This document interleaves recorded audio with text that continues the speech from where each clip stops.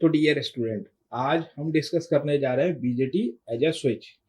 तो बीजेटी की जो करेक्टरिस्टिक्स हैं उसमें हमने देखा था आपको कि एक एम्पलीफायर की तरह वर्क करता है बीजेटी, और दूसरा कट ऑफ और सैचुरेशन रीजन में वर्क करता है। जब एक्टिव रीजन में वर्क करता है ट्रांजिस्टर तब ये एम्पलीफायर की तरह काम करेगा, और जब सैचुरेशन रीजन और कट ऑफ रीजन में काम करेगा तब ये स्विच की तरह काम करेगा। तो जैस जो भी हमारे इलेक्ट्रॉनिक सर्किट है वहां पे हमें एम्पलीफायर की डिमांड है, हम उसे ट्रांजिस्टर को एक्टिव रीजन में ऑपरेट करा सकते हैं। लेकिन डिजिटल सर्किट्स में, मोस्ट ऑफ डिजिटल सर्किट्स में हम ट्रांजिस्टर को एज अ स्विच ही यूज कराते हैं। तो आज हम देखेंगे कि कैसे transistor as a switch work करता है। ठीक है,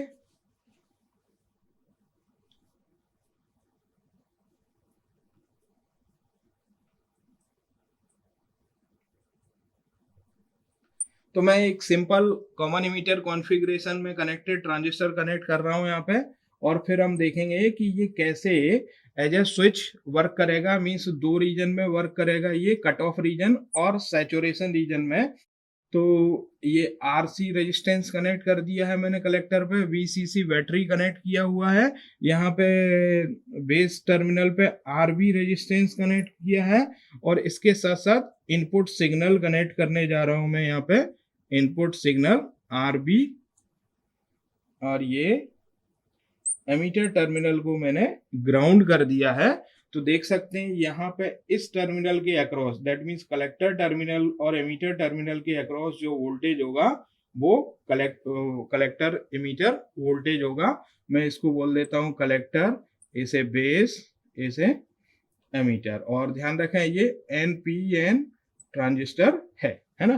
तो जो करेक्टरिस्टिक्स आएगी मेरे पास, जो करेक्टरिस्टिक आएगी इसकी इनपुट के साथ साथ स्विच स्विच की जो करेक्टरिस्टिक आएगी वो कुछ इस तरह से आएगी।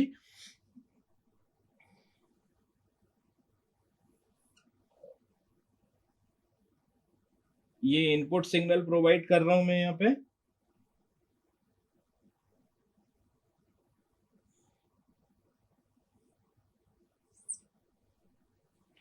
इसके साथ साथ जो आउटपुट की करेक्टरिस्टिक मैं ड्रॉ करूंगा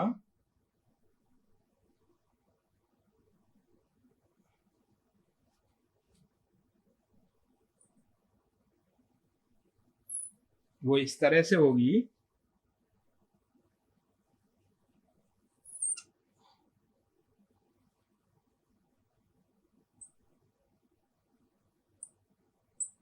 ये इनपुट करेक्टरिस्टिक और इसके साथ साथ output characteristic, that means VCE saturation होगा। यहाँ पे बीजेटी ऑन होगा,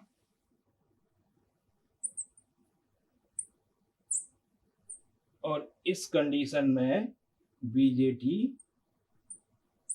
ऑफ रहेगा। ठीक है, और डिटेल में हम इस करेक्टरिस्टिक को देखेंगे।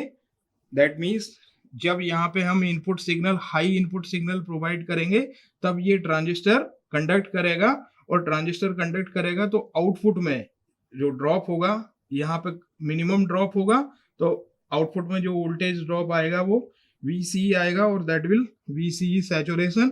जब ट्रांजिस्टर को low signal means zero zero input या फिर नेगेटिव इनपुट प्रोवाइड करेंगे तो ट्रांजिस्टर कंडक्ट नहीं करेगा।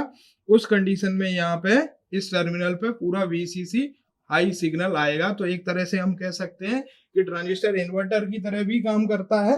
मीन्स जब हाई सिग्नल देंगे तो ये लो सिग्नल प्रोवाइड करेगा, लो सिग्नल देंगे तो हाई सिग्नल प्रोवाइड करेगा। अब हम वन बाय वन देखेंगे कट ऑफ रीजन में और सैचुरेशन रीजन में ये किस तरह से काम करता है। तो फर्स्ट हम देखते हैं कट ऑफ रीजन,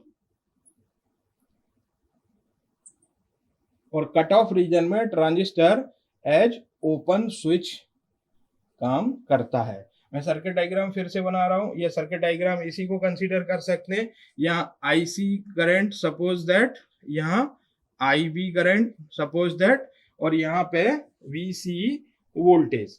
ठीक है, अब अगर मैं कट ऑफ रीजन में कंडक्ट करा रहा हूं तो कट ऑफ रीजन का मतलब ये है कि ट्रांजिस्टर रिवर्स वाइज में either we are applying negative input on base terminal or we are applying zero input on base terminal, तो उस कंडीशन में क्या होगा कि आई बी करंट, कोई भी करंट फ्लो नहीं करेगा, आई बी करंट फ्लो नहीं करेगा, बट यहाँ पे एक रिवर्स लीकेज, दैट मीन्स ये ट्रांजिस्टर जो है कट ऑफ स्टेट में होगा, दैट मीन्स ये ट्रांजिस्टर जो है कनेक्ट नहीं रहेगा, यहाँ पे रिवर्स लीकेज करंट ही एक फ्लो होगा। यहां से देखें अगर हम, तो ये ओपन स्विच की तरह वर्क करेगा, दैट मीन्स बीजेटी ऑफ होगा, ओपन स्विच की तरह वर्क करेगा, और VCC ये जो वोल्टेज है वो पूरा VCC वोल्टेज यहाँ पे अपीयर होगा, VCE is equal to VCC, total voltage यहाँ पे अपीयर होगा, है ना। तो ओपन स्विच की ट्रांजिस्टर यहाँ ओपन स्विच की तरह काम कर रहा है, क्योंकि कोई करंट फ्लो नहीं कर रहा है, रिवर्स लीकेज करंट फ्लो करेगा माइनर, उससे वो does not affect much more. तो यहाँ पे VCE इक्वल टू VCC, ये अपीयर, जो भी VCC वोल्टेज है वो यहाँ पे अपीयर होगा। अभी हम बात करते हैं दूसरे सैचुरेशन रीजन की, सेकंड कंडीशन, BJT इन सैचुरेशन रीजन। तब ये ट्रांजिस्टर कैसा, क्लोज स्विच की तरह काम करेगा। तो देखते हैं क्लोज स्विच की तरह कैसे काम करेगा।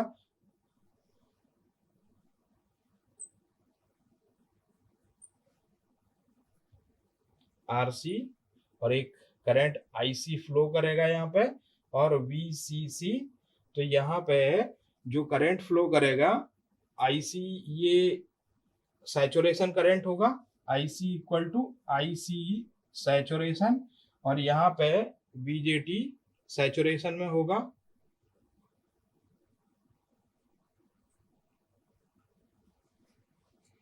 और यहाँ पे VCE equal to VCE saturation, जो अराउंड 0.2 वोल्ट के आसपास होता है, 0.2 to 1 वोल्ट के आसपास होता है। तो यहाँ पे क्या होगा कि जब ये यहाँ पे हम कोई भी वोल्टेज प्रोवाइड करते हैं, सैचुरेशन रीजन में फॉरवर्ड वाइज रखते हैं, कोई भी वोल्टेज प्रोवाइड करते हैं, तो ये कंडक्ट करेगा, ये बेस करंट यहाँ से फ्लो होगा, कलेक्टर करंट यहाँ से फ्लो होगा, तो इस कलेक्टर इमीटर जंक्शन के अक्रॉस जो वोल्टेज ड्रॉप होगा, वो voltage drop minor voltage drop होगा, और वो VCE सैचुरेशन वोल्टेज ड्रॉप होगा। तो इस तरह से सैचुरेशन रीजन में क्लोज ट्रांजिस्टर क्लोज स्विच की तरह वर्क करेगा। दैट मींस कैरेक्टरिस्टिक के अकॉर्डिंग देखें हैं तो जब इनपुट पे हाई इनपुट सिग्नल प्रोवाइड कर रहे हैं, तब ये ट्रांजिस्टर VCE सैचुरेशन वोल्टेज जो नेग्लिजिबल वोल्टेज है, मतलब ऑफ स्विच की तरह वर्क कर रहा है, ट्रांजिस्टर ऑन हो रहा है लेकिन स्विच की तरह ऑफ स्विच की तरह वर्क कर रहा है। तो ये एक्चुअल इलेक्ट्रॉनिक स्विचिंग का एडवांटेज ये है कि जो मैकेनिकल स्विच है वो ऑन ऑफ करने की कंडीशन में स्पार्क प्रोड्यूस करते थे, यहाँ इलेक्ट्रॉनिक स्विच स्पार्क प्रोड्यूस नहीं करते हैं।